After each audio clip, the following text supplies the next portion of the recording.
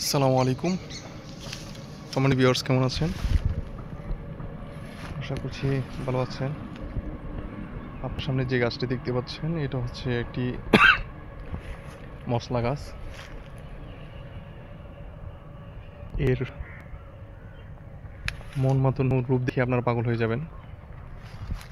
এর বাহারি রূপ,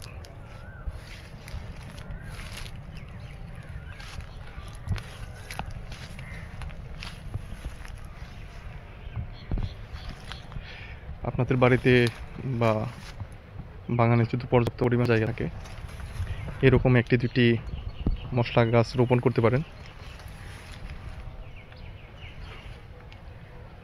তেজপাতা গাছ, লং গাছ, দারুচিনি গাছ, আরও একটি সুন্দর ভ্যারাইটি আপনারা আপনাদের বাগানে রাখতে পারেন। এটা হচ্ছে অল স্পাইসিস।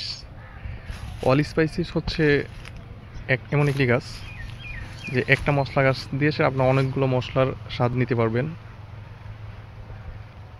ওই মশলা গাছটির পাতা এবং ফল ব্যবহার করলে অনেকগুলো মশলার স্বাদ একসাথে নেওয়া যায়। অনেক সুন্দর ফ্লেভার আসে কয়েকটা মশলার স্বাদ একসাথে নেওয়া যায়। এখানে অসংখ্য ফল সেট হয়েছে,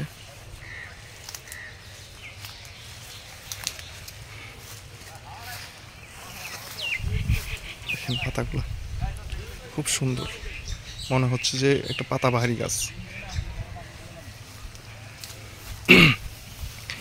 সুন্দর সুন্দর ছোট ছোট ফলও সেট হয়েছে।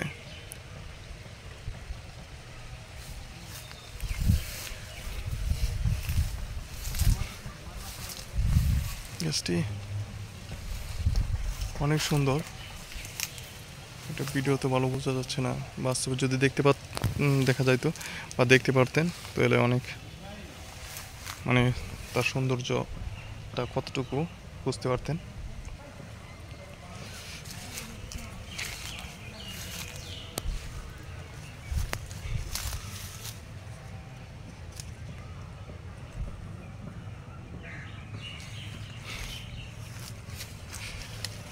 সুন্দর অসংখ্য ফল সেট হয়েছে।